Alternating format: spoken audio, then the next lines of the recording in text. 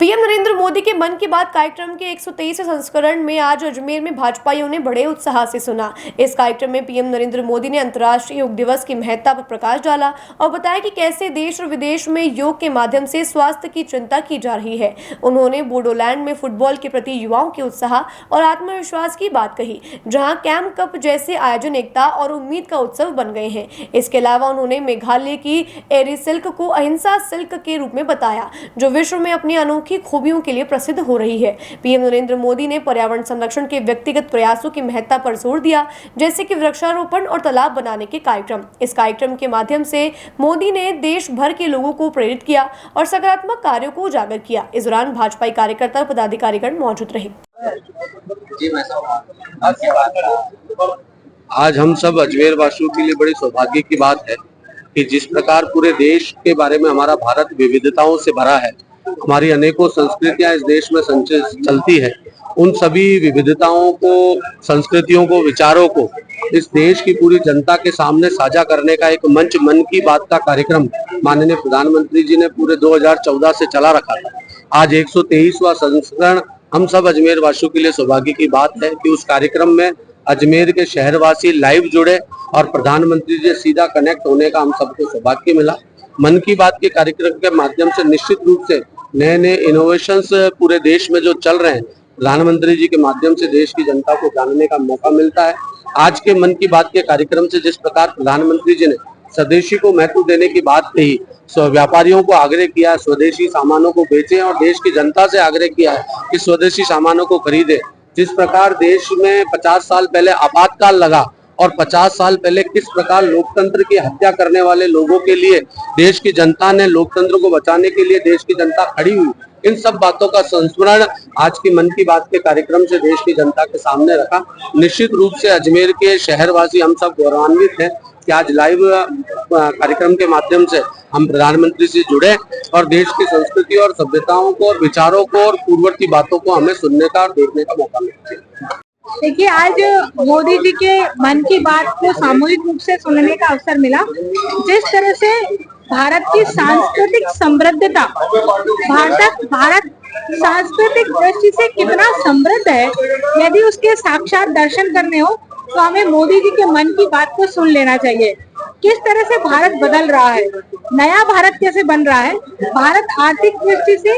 या वैज्ञानिक दृष्टि से किस ढंग से आगे बढ़ रहा है, यदि उसको देखना हो तो हम मोदी जी के मन की बात को देख सकते हैं। मोदी जी अपने मन की बात में इन सभी विषयों को न केवल समाहित करते हैं, बल्कि आध्यात्मिक दृष्टि से व्यक्ति का कैसे उद्धार हो।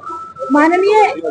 हमारे दीनदयाल उपाध्याय जी ने जो एकात्म मानववाद की बात कही थी, उस एकात्म मानववाद में जीवन संपूर्ण समग्र जीवन का विकास की बात उन्होंने कही थी। और उस संपूर्ण समग्र जीवन को यदि देखना हो तो माननीय मोदी जी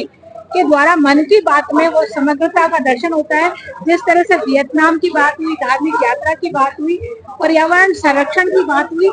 महिलाओं के आत्मसम्मान की बात हुई, महिला सशक्तिकरण की बात हुई, मेक इन इंडिया की बात हुई, ये सब विषय हमें बताते हैं कि भारत बहुत तेजी से आगे बढ़ रहा है और भारत की जो जनशक्ति है, भारत के जो नागरिक हैं, वो किस तरह से अपने देश को आगे बढ़ाने में प्रत्येक की भूमिका कितनी महत्वपूर्ण होती है। और उस भूमिका का उल्लेख जब मोदी जी हमें यहाँ करते हैं तो हमें उसकी प्रेरणा मिलती है और उस प्रेरणा को लेकर के हम भारत को कैसे आगे बढ़ाते हैं वो मार्ग हमें मिलता है। तो माननीय मोदी जी का बहुत बहुत धन्यवाद। देखिए, माननीय प्रधानमंत्री मोदी जी का एक ऐसा कार्यक्रम जो पूरे भारत को एक मंच पर लाने का काम करता है, देश की विविधताओं को पूरे देश को कराने का काम करता है। मैं कह सकता हूँ कि निश्चित रूप से आज जिस प्रकार से मन की बात में माननीय मोदी जी ने अंतर्राष्ट्रीय योग दिवस के बारे में बताया कि किस प्रकार से पूरा देश ही नहीं, पूरा विदेश के अंदर भी इस योग के माध्यम से पूरे योग जो है विश्व के स्वास्थ्य की चिंता की जा रही है। जिस प्रकार से उन्होंने बताया कि आज भारत जो एक आंखों की बीमारी होती रहती है ट्रैकोमा, उसको WHO ने ट्रैकोमा फ्री भारत का घोषणा की है। जिस प्रकार से उन्होंने मेघालय के एरो सिल्क की बात की कि वोकल फॉर लोकल, किस प्रकार से वहाँ की महिलाओं ने स्वयं सहायता समूह के माध्यम से और जो है उस वस्त्र उद्योग को आज विश्व पटल पर इस प्रकार से पहचान दिलाई, ये अपने आप एक बड़ी बात है। जिस प्रकार से बोडोलैंड में जहाँ पर एक बार एक समय के अंदर आतंकवाद के नाम से बोडोलैंड को जाना जाता था, आज उस बोडोलैंड में जिस प्रकार से वहां पर अंतर्राष्ट्रीय स्तर के खिलाड़ी फुटबॉल के तैयार हो रहे हैं, उसके बारे में हमको बताया गया। जिस प्रकार से वियतनाम के बारे में बताया गया कि वहां पर 10 करोड़ की आबादी में से 1.5 करोड़ जो लोगों ने है वहां भगवान बुद्ध के दर्शन किए और उनकी भव्य यात्रा यहाँ पर निकली। तो निश्चित रूप से मैं कह सकता हूँ कि इस पूरे कार्यक्रम के माध्यम से जो देश भर के अंदर जो सकारात्मक जो कार्य हैं, जैसे आज मैंने बताया कि जिस प्रकार से एक व्यक्ति ने वहां पर संकल्प लिया और जिस प्रकार से संकल्प लेकर के वहां पर पर्यावरण को, चाहे वो वृक्षारोपण का कार्यक्रम हो या फिर वहां पर जो एनिकेट्स और तालाब बनाने के कार्यक्रम हो, ऐसे सब में अगर कोई व्यक्ति अपनी भूमिका निभाता है, हम सबके लिए प्रेरणा है। और माननीय मोदी जी के इस कार्यक्रम से पूरे देश के ऐसे लोगों का प्रेरणा का स्रोत हमको जो है सुनने को मिलता है, जानने को मिलता है। मैं कह सकता हूँ निश्चित रूप से प्रभावी कार्यक्रम था और चूंकि आज अजमेर का सौभाग्य रहा